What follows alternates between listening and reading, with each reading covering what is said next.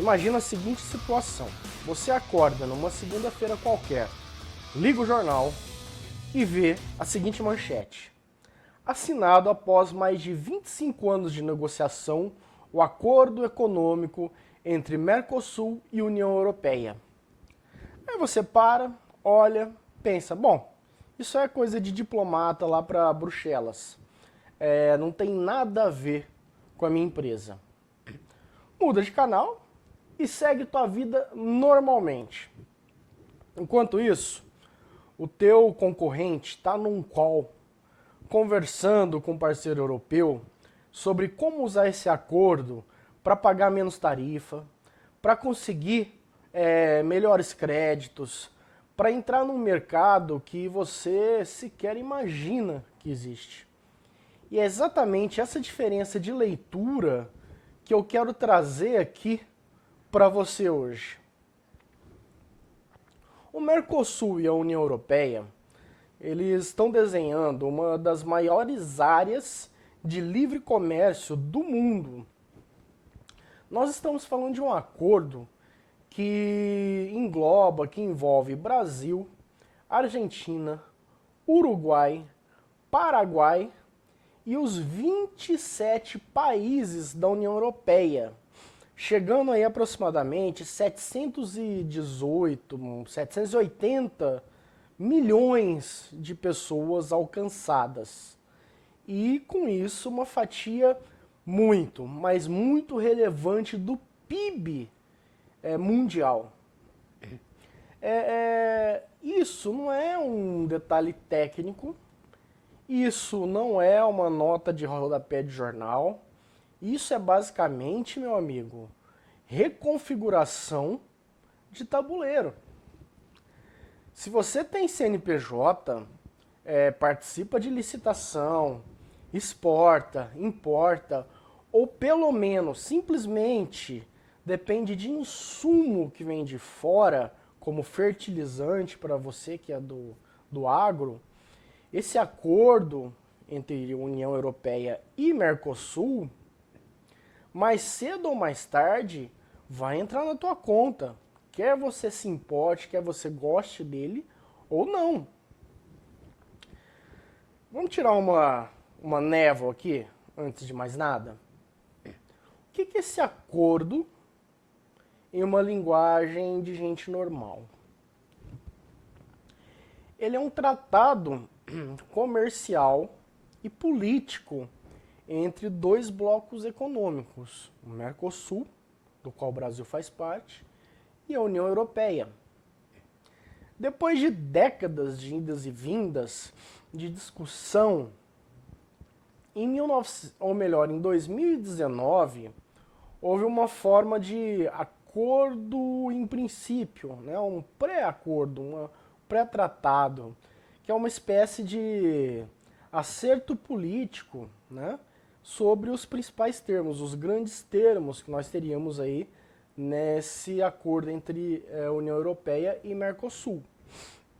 Logo depois veio uma verdadeira novela, né?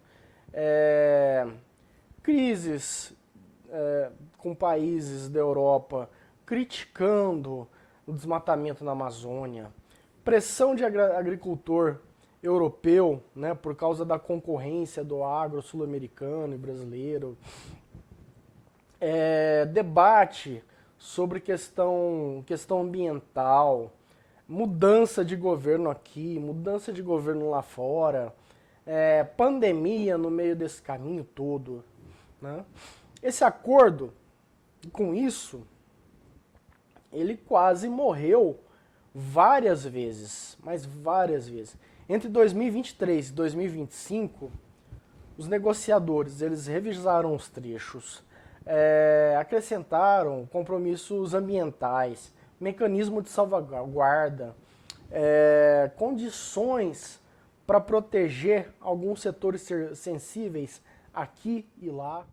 Em janeiro de 2026, mesmo com protestos, né, de agricultores, resistência de alguns países, a maioria dos membros da União Europeia deu sinal verde para assinatura formal, né, desse tratado, marcado aí para o Paraguai no próximo dia 17 de janeiro, né, na próxima semana. A partir daí, a questão vai ser mais ratificação, né, ou seja, confirmação em parlamentos. Mas o recado ele já foi dado, né? O acordo já saiu do limbo, deixou de ser uma hipótese distante. Basicamente, em termos práticos, o que esse acordo faz?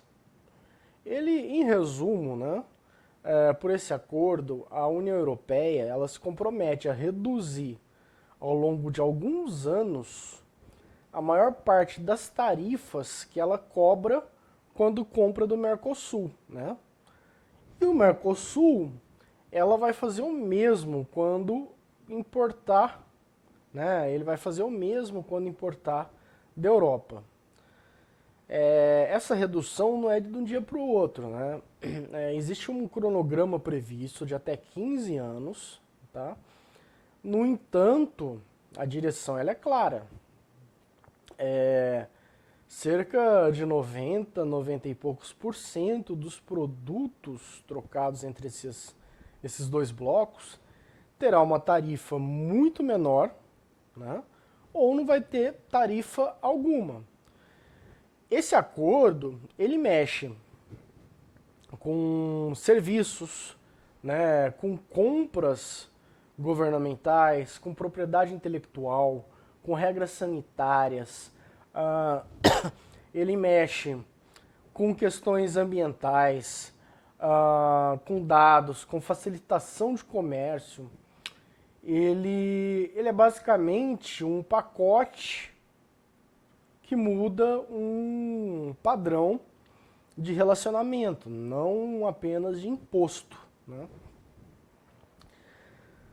Para não virar, para isso aqui não virar um aulão chato, né, esse vídeo não se transformar numa aula acadêmica, vamos pensar na lógica dos dois lados, né?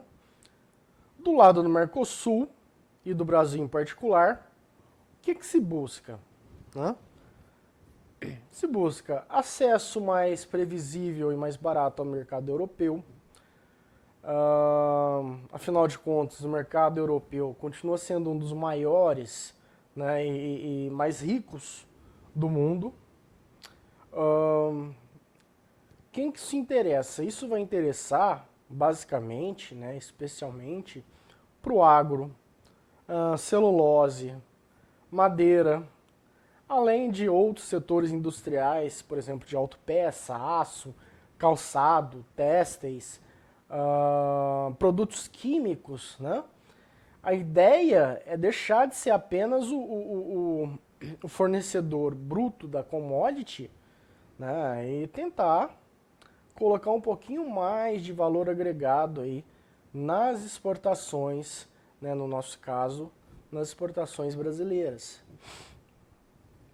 Bom, do outro lado, o raciocínio da Europa, né, é outro. A União Europeia, ela quer abrir espaço para sua indústria aqui dentro, né? Quer reduzir barreiras para carros, para autopeças, né, para máquinas, equipamentos, produtos farmacêuticos, que mais? Vinhos, queijos, bebidas, ó, comecei a gostar, né? E, é claro, tecnologia, né? O que existe por trás disso? Por trás disso, existe um interesse geopolítico, bem claro. Diminuir a dependência em relação à China, diminuir a independência em relação aos Estados Unidos da América, né? Garantir uma fonte mais estável de alimentos, energia, minerais vindo da América do Sul e mostrar que ainda é capaz de liderar grandes acordos de comércio, né, especialmente num mundo que anda cada vez mais desconfiado da globalização. Por que a União Europeia foi ressuscitar esse acordo justo agora, no momento de tanta tensão internacional? Essa é a grande pergunta, é a pergunta do 1 milhão.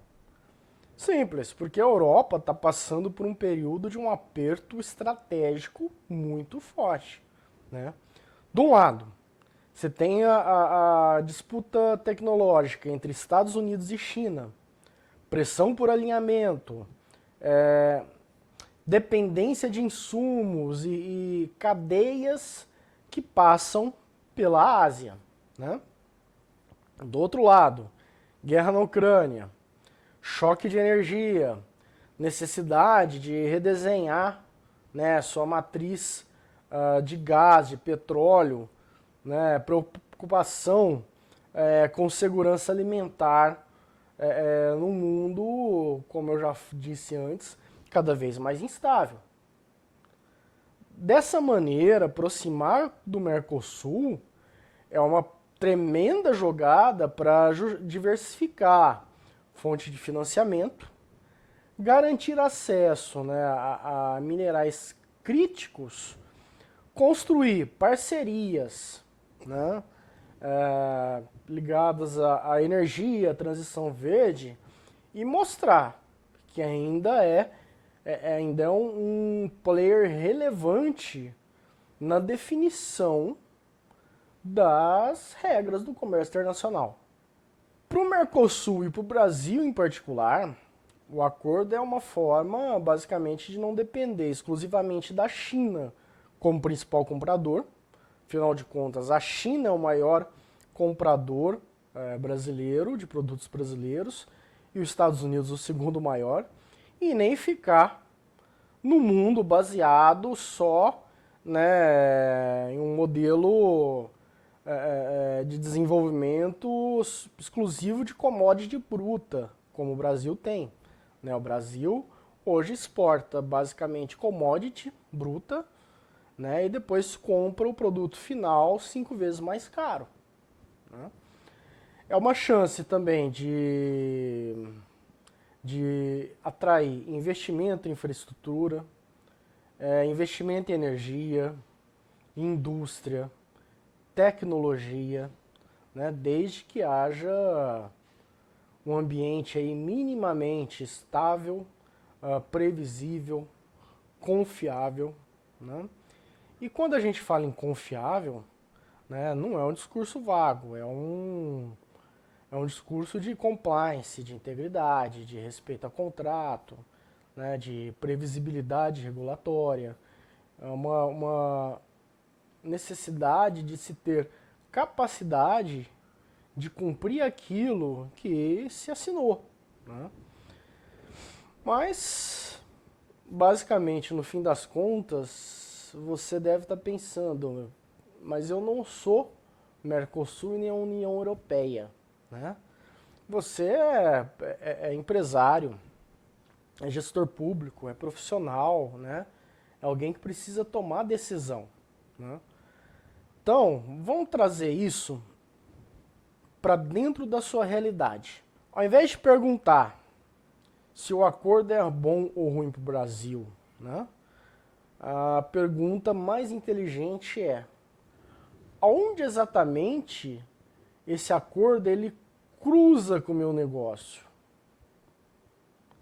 Para isso, dá para começar com um exercício bem simples. Primeiro, quais produtos ou serviços que você tem hoje que poderiam ser mais competitivos no mercado europeu se a tarifa cair, né? Se os impostos, tributos caírem? Eu não estou pedindo para fantasiar, estou pedindo para você olhar, tá, para aquilo que você vende e perguntar: isso tem algum apelo lá fora?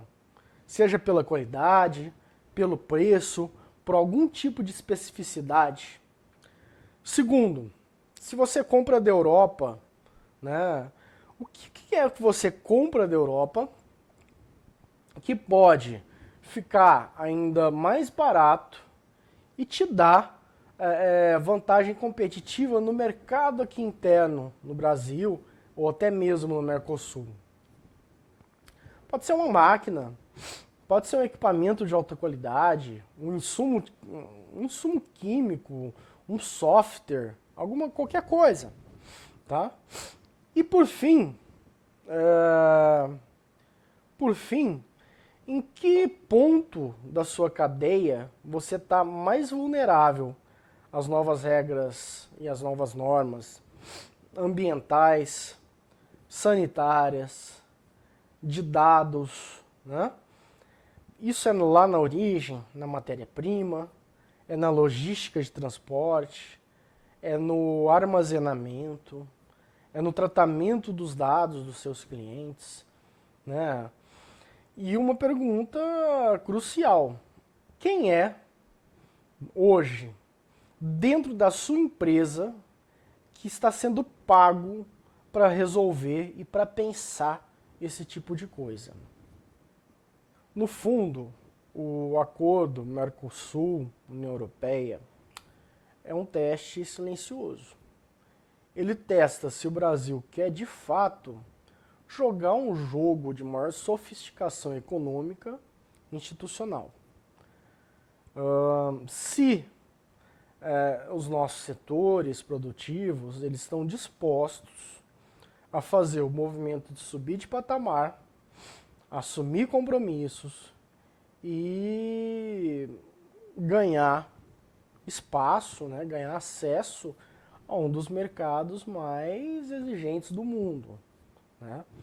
Ele vai testar, né, se cada empresa, se existe, né, em cada empresa maturidade de olhar geopoliticamente, né, o mundo e não apenas como curiosidade de jornal, né, mas olhar como variável de custo, de risco, de estratégia.